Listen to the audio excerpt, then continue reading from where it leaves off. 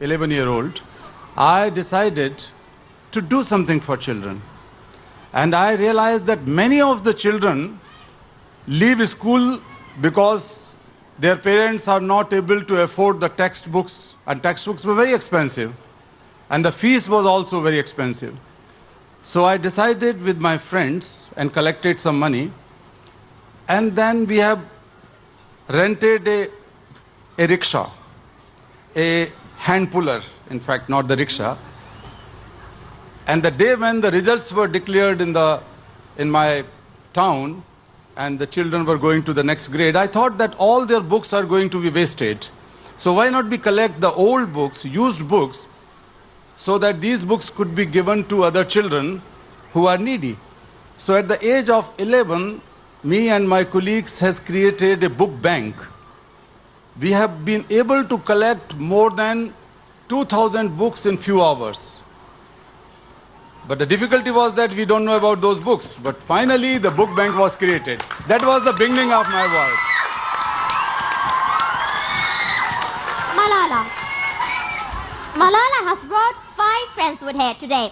Among them, the 2 girls who sat on the bus with you the day you're shot.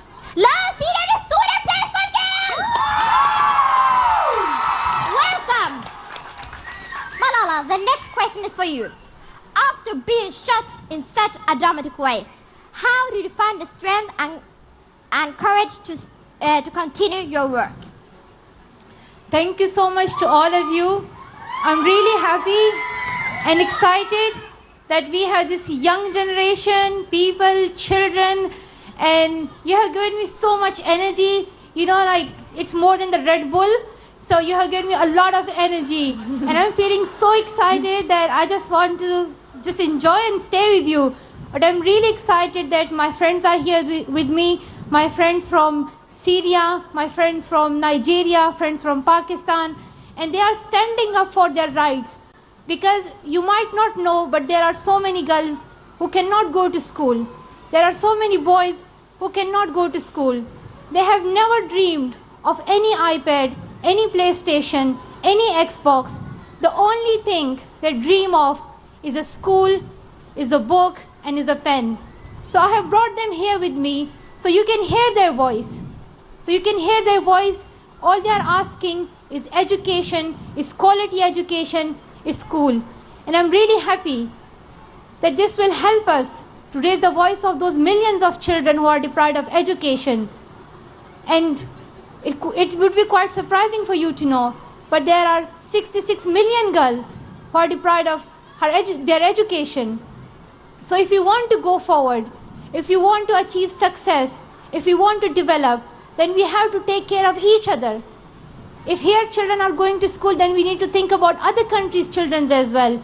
Because if some of us get deprived of their rights, if some of us do not have access to quality education, then we are not able to go forward. So if you want all of us to succeed, then we have to take care of each other and we have to support each other. So let's stand up for every child's rights who are deprived of their education, and let's see the day when every child would be getting quality education. Thank you. Kailash, when you walk into those factories to find and rescue child workers, what goes through your mind? Well, you are very lucky children. You are very fortunate that you have good schooling, you have good teachers, you have good parents, and you can do it. You can dream. But there are many children in the world who cannot have any dream like you to go to good school or even go to school. Many children are kidnapped and sold and put to work in factories and mines and other places. And sometimes they produce things which you may be using. They produce shoes, they produce clothes, they produce toys, they produce sporting goods, footballs, things like that. And they cannot use those things. So when the parents come to me or my organization, we go to rescue them physically, and that's dangerous. sometimes we have to face attacks. It's difficult. But each time when I go to rescue a child, I think that he is the most beautiful child on the earth. I think that he is my own child. If my own son or my daughter is entrapped and enslaved and sold like animal, cannot meet me and my wife, what would I do? I cannot wait for a single minute. I will go immediately and rescue those children. Each time when I rescue a child, and that smile appears on the face of that child, I see the glimpse of God in him. Because every single child matters. Every single child is important. If one single child is in danger, the whole world is in danger. If one single child is enslaved, then we cannot say that the world is free. If one single child is deprived of education, we cannot say that the world is literate and educated. One single child matters a lot for everything in the world. And no problem in the world is an isolated problem. And that's why I always say that let us unite the forces of children and youth. You are the force. You are not tomorrow. You are not future. You are today, you are present. And your present can change the whole world. And I am so happy, as Malala said, you bring tremendous power to both of us. You bring tremendous energy to both of us. And at least I can say that the world is in very safe hands, because you care for the children of Africa, you care for the children of Latin America, you care for the children of Asia, you care for other children, and that's why I congratulate you, I salute you all.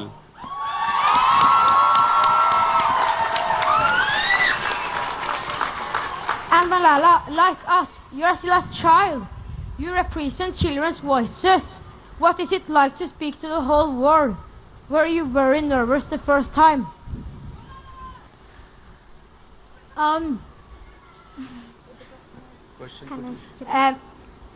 What is it like to speak to the whole world? Were you very nervous the first time? I'm really happy that I'm getting this opportunity to speak to the whole world. And I have been trying to highlight the issues that children are facing from a very long time, since I was 10 or 11. And I have gone through a time when I myself could not go to school. And in Swat Valley, which is my hometown in Pakistan, children's rights were neglected, and our schools were bombed, and girls were not even allowed to go outside of their houses. So I have seen that difficult situation when my dream of becoming a doctor or becoming a teacher just went into, it was no more a dream for me, it just went to a myth or a story. And for a second I thought that my future would be just like the other women who cannot get education. One day I would get married at the age of 13 or 14, then I would have children, I would become a mother and grandmother, and that would be it. And I would never be able to achieve my goals, I would never be able to be known as a woman, as myself. So that's why I started speaking up. I started raising my voice. But at that time, my voice was very low, it was not heard by many people. Now, as I'm going forward, many and many people are listening to it. So now I'm hoping that the world leaders, the whole world will listen to the voice, because this is not the voice of just one girl. It is the voice of those millions of girls, those millions of boys who are deprived of education. And if the world leaders does not listen to it, they have to listen to it, because we all are going to go forward and we all are going to speak. And what we ask is that we children want quality education.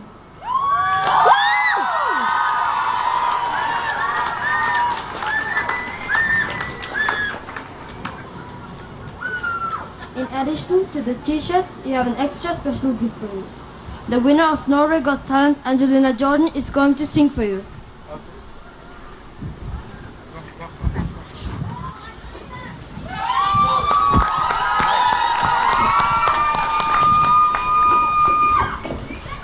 This song is dedicated to Malala and Kailash.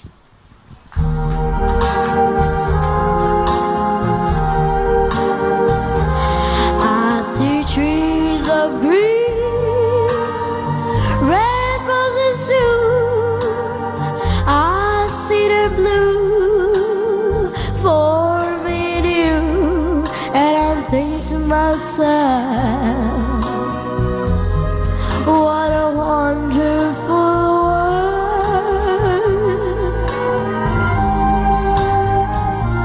I see skies of blue, clouds of white, the brightness of day, dark say goodnight, and I think to myself, what a wonderful world.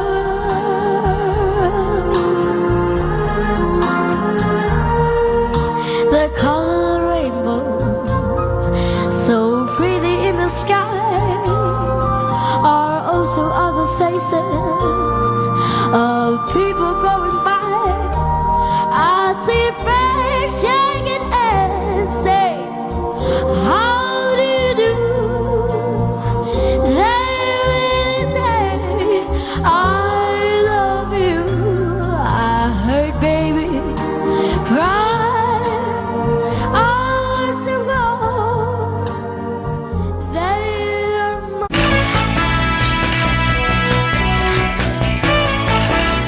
Girls and boys both have to be in schools, not to workplaces. When you take a step, when you raise your voice, it really brings a change. Warriors of peace to be honored, India and Pak's noble moment.